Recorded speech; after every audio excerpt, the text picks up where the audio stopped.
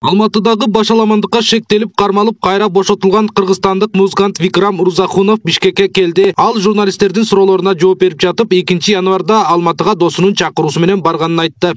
Я должен был полететь в Алмату 2 января. Я прибыл туда по приглашению. Мен ошол күндөрү Коңш өлкөгө барып калдым. 4 январда Казакстанда митингдер башталды. Досум Батирден чыкпоону эскертти. 3 күн 4, 6 январ күндөрү Батирден чыккан жокмун. Бирок абал курчуп интернет өчүрүлдү. Азык түлүк дүкөндөр иштебей калды. Ошондуктан үйгө кетүүгө аракет кылдым. 7 январда такси кармап Бишкекке кетип баратканда Самсы айылындагы посттон аскерлер кармады. Накаляться. Отключили интернет. Башаламандыкка жалданып келгени тууралуу мойнуна алган видеону Коңш өлкөнүн укук коргоо органдарына кандай жол менен сүйлөп бергендигин да ачыктады. Я услышал от сокамерников то, что Бети башым ошол аскерлер кармаган учурда көгөрдү. Ал эми видеодогу сөздөрдү кыйноо жолу менен эмес, камерада отурган адамдардан Кыргызстанга ыкчам кайтаруунун жолу катары угуп өзүм айткам. Андыктан мен өзүмдү күнөөлөөнү чечтим. Бирок берген көрсөтмөлөр чындыкка дал келбейт. Бул айласыздын иши болду. наговорит на себя. Хотя этого не делал.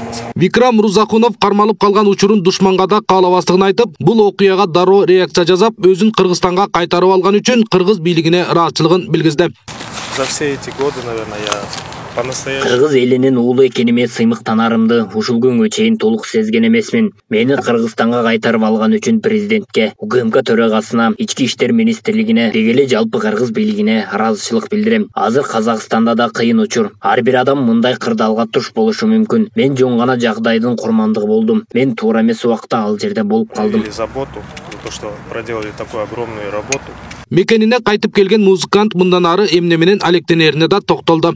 Я на самом деле до сегодняшнего дня в полной мере не осознавал, насколько... Мен кыргыз бийлигинин көмөгү менен үйгө келгениме кубанып, жеңил дем алып турам. Ден соолугума кам көрүп, андан кийин адаттагыдай эле чыгармачылык менен алектенем. Бул жылы да жаз фестивалин пландадыбыз. Иш-чара 17-нчи ирет өткөрүлөт деп турабыз. Представительство министерства. Буга чейин УКМК төрагасы Камчыбек Ташиев Кыргызстандын бир дагы жараны терроризмге шектүү болушу мүмкүн эместигин, андыктан казак бийлиги иликтөө риторикасын алмаштырышы керектигин белгилеген. Алтынбек Бектуров, Калыс Өмүралиев, Алымбек Бектурганов, Регион телеканалы, Бишкек шаары.